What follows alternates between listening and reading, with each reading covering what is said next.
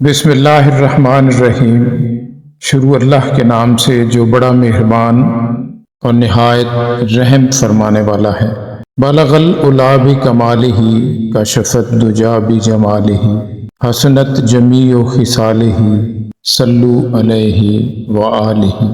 ایک گناہ معاف نہیں ہو سکتا، اور وہ یہ ہے کہ اگر آپ کی زبان سے حضور پاک صلی اللہ علیہ وآلہ وسلم کی شان میں کوئی غلط فکرہ نکل جائے، باقی ہر گناہ معاف ہو سکتا ہے۔ اللہ اس مقام پر نہایت سینسٹیو ہے۔ اسلام اپنا محافظ خود آپ ہے۔ آپ نے اسلام کو نہیں بچانا، بلکہ اسلام نے آپ کو بچانا ہے۔ ایسا ہوتا ہے کہ نالائق آدمی کی دکان چل رہی ہوتی ہے، اور علم دوست انسان کی دکان پر مکھیاں بھی نہیں آتی۔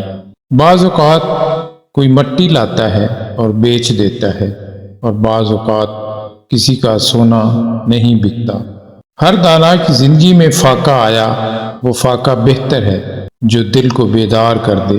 اللہ کی رحمت جو ہے وہ خود تلاش کرتی ہے اور خود شکار کرتی ہے۔ آپ اگر حسن انتظار کرو تو آپ کے لیے حسن انجام آ جائے گا۔ اچھے آدمی کا انتظار ہی اچھی بات ہے۔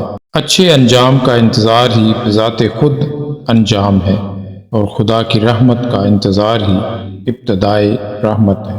حضرت واصف علی واصف صاحب فرماتے ہیں، اللہ تعالیٰ کی کتاب کو نہایت ادب سے پڑھا کرو۔ اللہ تعالیٰ کی کتاب فطرت کو بھی ادب سے پڑھا کرو۔ اس کائنات پر غور کیا کرو۔ سبحان اللہ۔ غور سے دیکھو اس کائنات کو، خالی دیکھنا ہی عبادت ہے۔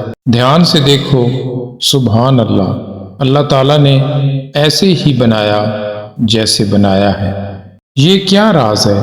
ہم تو یہ جانتے ہیں کہ اللہ تعالیٰ نے یہ چاند بنایا اور خوبصورت بنایا۔ سبحان اللہ، سبحان اللہ۔ کیا خوبصورت چاند ہے! بس ایک ہی بار دیکھنے سے آپ وارفتہ ہو گئے، اس لیے حسن تخلیق کی داد دیا کرو۔